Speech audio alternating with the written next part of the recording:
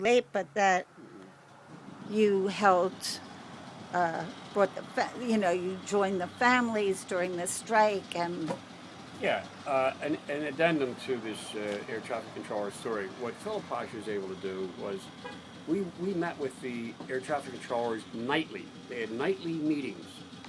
Uh, and after the meetings were over, well, we brought films, entertainers, politicians, labor leaders to their meetings so they'd have speakers and some form of entertainment as much as we could provide. And we got unions to donate food for them and money and all kinds of things. So we did get something going for them.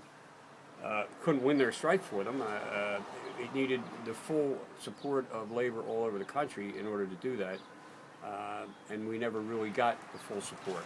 mostly because you didn't know the real issues until into the strike. We gave them a 30-day head start on us, and it was hard to overcome it because the media had already beaten these guys to death. But there's a footnote to this.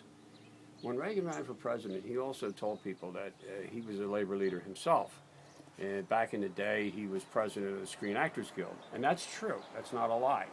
However, when he was president of the Screen Actors Guild, he was also one of the biggest commie hunters in Hollywood. He was a guy exposing people who went to a meeting one time or whatever. He was one of them guys. Name names, okay? In other words, what happens is the loudest speakers in the union, the guys that stand up and fight the most, are guys that get tagged. You know what I'm saying? And so they were knocking people out of unions all over this country who were the best union people. That's part of what that was about. That's what the commie witch hunt was about. That was the beginning of union busting, really. Well, yeah, it's always been with us. It's right. always been with us.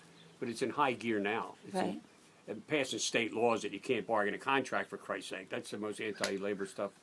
And it's a smack in the eye to the working class, the whole class, Don't forget, unions, when they have some strength and pass legislation, the legislation they pass protects all workers, not just those carrying union cards. OSHA's not just for union people, for example.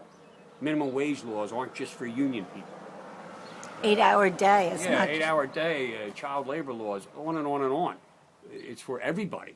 So, if somebody's doing something for the whole class, it's the labor movement. Mm-hmm. The last little piece, connect the two oaths that were spoken about. One of the sticking points in that strike was this conversation about an oath, that the workers signed an oath when they got the job that they wouldn't strike. Years ago, they were called yellow dog contracts. And they were sort of outlawed. You couldn't get somebody to sign something that said, for example, I will never join a union. That's been outlawed. And this thing, an oath that I won't strike, should not really have held water, okay? Because first of all, when somebody's out of work and looking for a job, they'll sign a lot of papers to get that job, okay? So I think the oath is not worth the paper it's written on. But they said, oh, it's like a marriage oath, and it's this and that, and these oaths are the media sacred. said that. Yeah. Uh-huh. Yeah, I mean, Ronald Reagan signed a letter to them on White House stationery. No, it was on Ronald Reagan stationery because it was before he was elected president. But he signed it, saying he would help them.